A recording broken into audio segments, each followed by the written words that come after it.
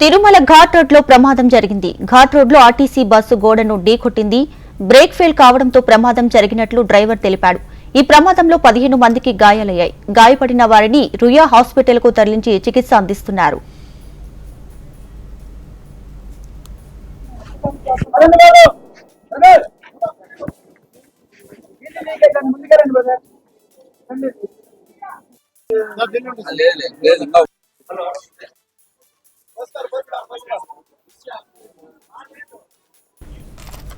రైట్గా Tirumala ghat road లో జరిగిన ప్రమాదానికి సంబంధించి పూర్తి డీటెయిల్స్ మా ప్రతినిధి రాము అందిస్తారు. రాము, ఒక గంట క్రితం తిరుమల 2వ ఘాట్ రోడ్ లో కూడా ప్రమాదం జరిగింది.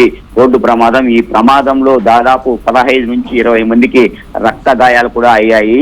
తిరుపతి ఆర్టీసీ బస్టాండ్ నుంచి బయలుదేరినటువంటి ఆర్టీసీ బస్సు టీటీడీ నిర్ణయించినటువంటి టోల్ గేట్ టైం ప్రకారం కూడా తిరుమలకు చేరుకోవాల్సి ఉంటుంది. ఆ నేపథ్యంలో డ్రైవరు ఆర్టీసీ బస్సులో వెళ్తూ ఉండగా దాదాపు 30 మందికి పైగా కూడా దాంట్లో ప్రయాణికులు ఉన్నారు. ఎక్కువ మంది టీటీడీ ఉద్యోగస్తులు, తిరుమలలో పనిచేసేటువంటి సిబ్బంది ఎక్కువగా ఉన్నారు.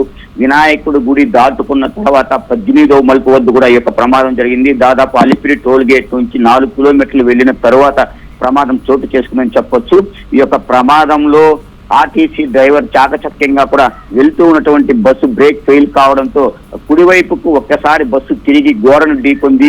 ఈ యొక్క ప్రమాదంలో దాదాపు 15 నుంచి 20 మంది వరకు కూడా రక్త గాయాలయ్యాయి. గాయాలైనటువంటి ఎవరైతే గాయాల పాలైన వారందరినీ కూడా తిరుపతి రుయా ఆసుపత్రికి కూడా తరలించడం జరిగింది. అంటే రోడ్డుకు అడ్డంగా కూడా ఉత్తర దక్షిణ వైపుకి బస్సు పూర్తిగా కూడా రైలింగ్ ను కూడా గుద్దుకొని ఢీకొని అక్కడే ఆగిపోవడం జరిగింది. పొరపాటున రైలింగ్ లేకపోయినా కూడా 50 అడుగుల లోయలో కూడా బస్సు పడిపోయి ఉండింటే పెను ప్రమాదం సంభవించుండేది. పూర్తిగా కూడా ప్రయాణించే వాళ్ళందరూ కూడా ఇబ్బంది పడేటువంటి పరిస్థితి కనపడుతుంది.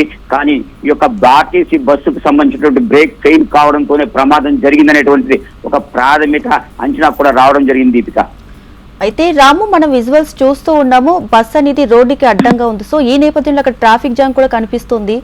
సో మరి ట్రాఫిక్ జామ్ క్లియర్ చేసే అవకాశం ఎంత టైం పట్టే అవకాశం ఉందంటే? ప్రమాదం జరిగినటువంటి దాదాపు 4 కిలోమీటర్లు వెళ్లిన తర్వాత టోల్ గేట్ నుంచి యొక్క ప్రమాదం జరిగింది. అయితే ప్రమాదము జరిగినటువంటి నేపథ్యం మనం చూసుకున్నట్టయితే ఆర్టీసీ బస్సు స్టీరింగ్ కొద్దిగా ఇబ్బంది, అంటే లూజు అవ్వడం వల్ల కూడా ఈ యొక్క ప్రమాదం జరిగింది. ఆ సమయంలో చాకచక్యంగా డ్రైవర్ రైట్ సైడ్ కి బస్సు ఆటోమేటిక్ గా వెళ్లిపోయి ఆగిపోవడం జరిగింది. దీంతో కూడా సుమారు 4 కిలోమీటర్ల మేర బస్సులు కావచ్చు, కార్లు కావచ్చు, ద్విచక్ర వాహనాలు అన్ని కూడా నిలబడిపోయాయి. అక్కడికి వెళ్ళినటువంటి ఈ యొక్క ఆర్ఎన్బి వాళ్ళు, అంటే టీటీడీకి సంబంధించినటువంటి ఇంజనీరింగ్ డిపార్ట్మెంట్ వెళ్లి తగిన సహాయ సహకారాలు అందించడంతో కూడా ఆర్టీసీ బస్సును పక్కకు పెట్టడం జరిగింది. ఆ నేపథ్యంలో ట్రాఫిక్ కు అంతరాయం లేకుండా కూడా అన్ని వెహికల్స్ తిరుమలకు వెళ్లేటువంటి ప్రయత్నం అయితే చేశారు. అంతకు ముందే ఎవరైతే క్షతగాత్రులు ఉన్నారో, దెబ్బపడిన గాయాల పైన వాళ్ళందరినీ కూడా తిరుమల అశ్విని ఆసుపత్రికి తీసుకెళ్లి అటు తర్వాత తిరుపతి రుయా ఆసుపత్రికి తరలించినట్టు కూడా మనకు తెలుస్తుంది. దీపిక, అలానే రాము, ప్రయాణం సమయంలో బస్సులో టోటల్ గా ఎంతమంది ప్రయాణికులు ఉన్నారు? ప్రెసెంట్ వారి పరిస్థితి ఎలా ఉంది? సాధారణంగా బస్సులో దాదాపు 50 మంది ప్రయాణించేటువంటి అవకాశం ఉంటుంది. Right side 3, left side 2. అయితే మొత్తం మీద అంటే ఒక్కొక్కసారి కూడా 50 మంది సీటింగ్ కెపాసిటీ అవ్వకున్నా కూడా టైం స్లాట్ ప్రకారం ఆర్టీసీ బస్సులు తిరుమలకు వెళ్లేటువంటి పరిస్థితి కనపడుతుంది. అయితే ప్రమాదం జరిగినటువంటి సందర్భంలో మనం చూసుకుంటే బస్సులో దాదాపు 30 మందికి పైగా డ్రైవర్ తో కండక్టర్ కూడా కలిపి ఉన్నట్లు తెలుస్తుంది. అయితే జరిగినటువంటి ప్రమాదంలో ఎవరైతే ప్రయాణికులు ఉన్నారో వాళ్ళతో పాటు డ్రైవర్ కు కూడా రక్త గాయాలైనట్టు కూడా మనకు తెలుస్తుంది. గాయాలైన వారందరినీ కూడా స్థానికులు అక్కడ ఉన్నటువంటి సెక్యూరిటీ సిబ్బందికి సమాచారం ఇవ్వడంతో హుటాహుటిన వాళ్ళందరూ పోలీసులు కావచ్చు, అదేవిధంగా టీటీడీకి సంబంధించినటువంటి ఘాట్ రోడ్ సిబ్బంది ఎవరైతే ఉంటారో సంఘటనా స్థలానికి చేరుకోవడం జరిగింది. అక్కడ ఎవరైతే క్షతగాత్రులు ఉన్నారో వాళ్ళందరినీ కూడా ఆసుపత్రికి హుటాహుటిన తరలించి వారికందరికీ మెరుగైన వైద్యం అందించేటువంటి పరిస్థితులు ఇప్పుడు వారికి ట్రీట్మెంట్ కొనసాగుతూ ఉంది. Right Ramu, thanks for the updates.